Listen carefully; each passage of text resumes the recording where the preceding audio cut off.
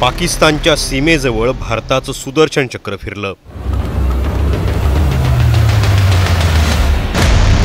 थारच्या वाळवंटात भारतीय सेनेच्या ताकदीचं प्रदर्शन।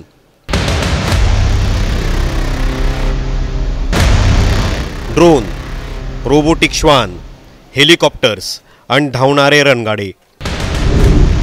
धावणारे हे रणगाडे पाकिस्तानच्या उरात धडकी भरवतायत।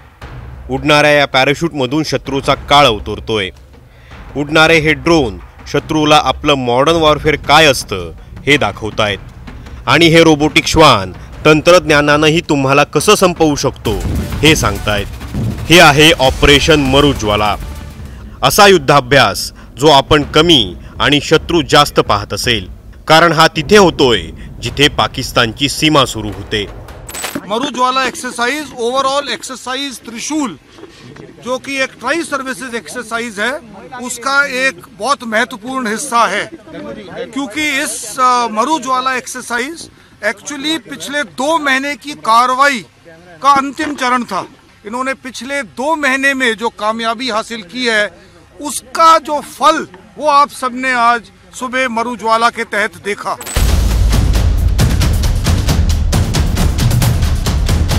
Shahbaz division, aviation brigade, electronic warfare brigade आणि पॅरा SF बटालियन या सर्वांनी एकत्रितपणे हा सराव केला आणि आपण युद्धात किती पुढे आलो आहोत, एकत्र होऊन आपण कसं काम करतो हे दाखवून दिलं। सुदर्शन चक्र कोरनं स्वदेशी प्रणाली जगाला दाखवली, ज्यात हल्लेखोर आणि घिरट्या घालणारे ड्रोन तर होतेच, शिवाय शत्रूच्या ड्रोनला हवेतच उडवणारी अँटी ड्रोन टेक्नॉलॉजी होती।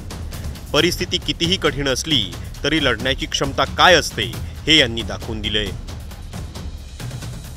कि सुदर्शन चक्र कोर ने जिस कड़ी मेहनत के साथ ये ट्रेनिंग की है, तो मुझे पूरा विश्वास है कि आने वाले समय में इन्होंने जो नए जनरेशन इक्विपमेंट अपने इनको मिले हैं, उनको इन्होंने अपनी ट्रेनिंग में शामिल करते हुए नए TTPs जो निर्धारित किए हैं उनकी ट्रेनिंग की है। और मैं सराहना करना चाहता हूं पूरे सुदर्शन चक्र कोर की कि जिस प्रकार से उन्होंने मेहनत से अपने आप को इस प्रभावशाली मरुज्वाला द्वारा मुझे आज जो दिखाया गया उससे मैं पूरी तरह से संतुष्ट हूं। भारताच्या तिन्ही विभागाचा हा फक्त युद्धाभ्यास नव्हता, तर एक प्रदर्शन होतं, ज्यात फक्त एकच संदेश होता, खेटायला जाऊ नका, नाहीतर क्षणात काय होईल हे सांगता येत नाही। तुम्ही ना जमिनीवर वाचणार, ना हवेत, ना जमिनीखाली, सगळीकडे घुसून मारू हे शत्रूला सांगण्याचा प्रयत्न हा युद्धाभ्यासाचा होता। Bureau report, times now Marathi.